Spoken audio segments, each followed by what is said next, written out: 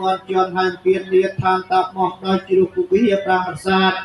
មណ្ឌលឋានលាស្ថិតនៅឆ្ងាយចិត្តបបទេវតាថែរក្សាស្វេឆ័ត្រសម្បត្តិរាជាធានីយទីសោភិរមគង់ប្រជុំបដិបចក្រវាលទេវតាស្ថិតនៅជ្រោះជ្រងកលងដងព្រៃភ្នំទុរគុំសាខាលាសាលាទឹកថ្លាយងព្រៃត្រង់ភ្នំស្លំសងស្ទឹងបនផ្ទះស្រះស្រង់ទេវតាគ្រប់ព្រះអង្គថែរក្សាពុំពុំពួយជ្រួតថ្មដានអាកាសកលាប្រដពីទេវតាព្រះរក្សាប្រចាំការព្រះទឹកព្រះច័ន្ទព្រះអង្គប្រកែកព្រះរាព្រះពុទ្ធព្រះហោព្រះសុខសោព្រះអមរយវចក្រឡកបាលទាំងពលបាតធរៈអម្ចាស់បារុលកា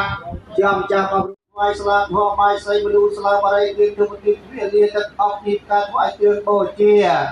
សម្រាប់ម្ចាស់ថ្លៃរៀបចំថ្មីភាសាស្អាតស្អាតចំថ្វាយខ្នងខ្នើយកម្រាយចិត្តណាសំថ្មីបរិចិត្តបរិសុទ្ធទើបជិនវិកល័យមកគង់រៀនរូបព្រះអង្គបាត់រូបកាថ្ងៃនេះថ្ងៃយ៉ាងពុទ្ធសាសនាថ្លៃថ្លាលោកតាគឺលោកស្រីមិនសាញ់ដែលជាមេតាបិតាខាងបតតាលោកវិបាកដួងសំភីនឹងលោកស្រីហេតុតែទូតែជាមេតាបិតាខាងបតទៅក្រៅបាយ៉ាងកងក្នុងតាមវត្តប្រសាទអង្គដៃព្រែកកំពងព្រែកកំពងកយុងថ្មរូងហោងតាសម្រាមតួសម្ដែងគុំវិធីទីផ្សារក្រៅបៃឆោមរួចហើយយើងសូមប្រទានពោជ័យរួចហើយយើងសូមប្រទានពោជ័យ